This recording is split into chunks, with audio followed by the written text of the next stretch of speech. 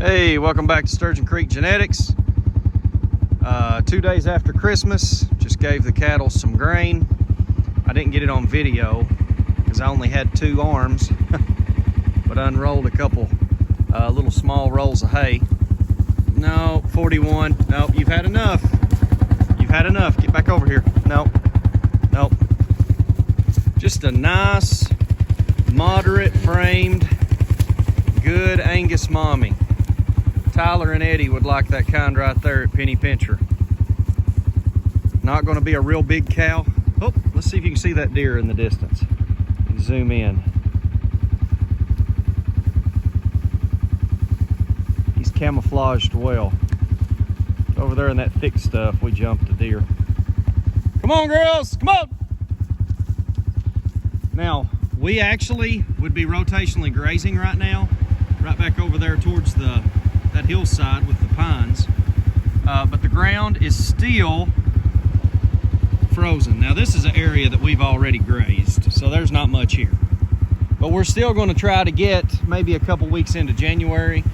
But when it's this cold, guys, and the ground it freezes and the snow on top of it and they step on it, it's very hard for them to pick.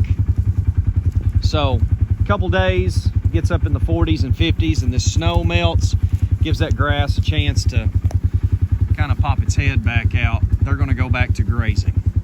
And we really, for our herd right here, we don't really like to start pumping heavy hay to them until the middle of January.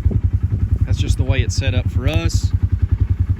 It's not perfect. Now, we don't have as many cows as I would like to have. We've counted yesterday. We're right at 40 breedable females, and then we've got some weaned heifers that we're going to keep as well. But I honestly would like to run maybe 60 or 70 mommies. But we sold off a bunch to buy some potential donors for the future for us. And now we've just got to try to get our herd numbers back up. But just feeding 2 little rolls of hay today. Gave them between the whole herd right here, I mean, we gave them 4 buckets, so we didn't give them a whole lot. That's just to keep their energy up right here during the cold weather. And now we're going to go feed the bulls.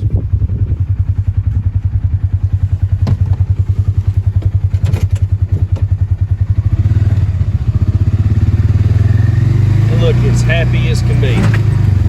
Hey there, 57.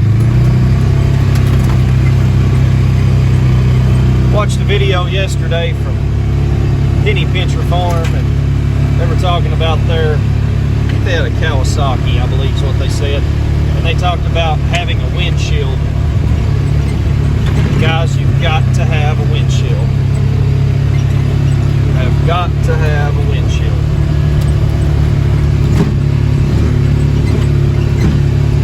Especially in this cold wind. Makes all the difference in the world.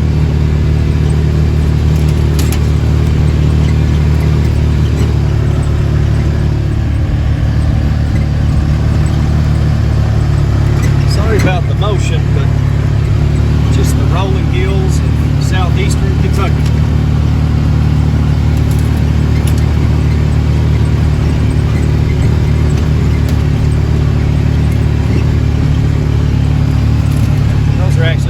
Line feeders that we use from time to time, and they are incredibly handy if you're going to be gone for several days, but we really don't use them up until way into the winter time when we know we're going to be feeding hay every single day.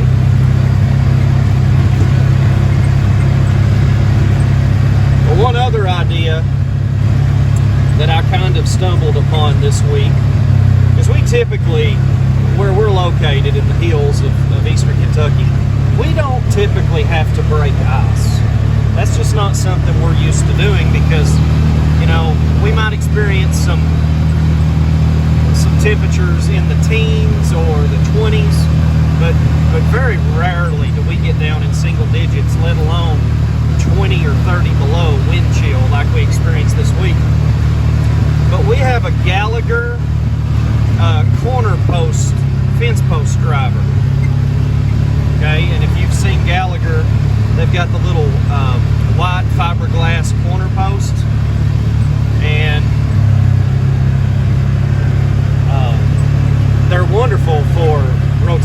crazy, because you can make gates out of them, or you can use them for corners because they're corner posts.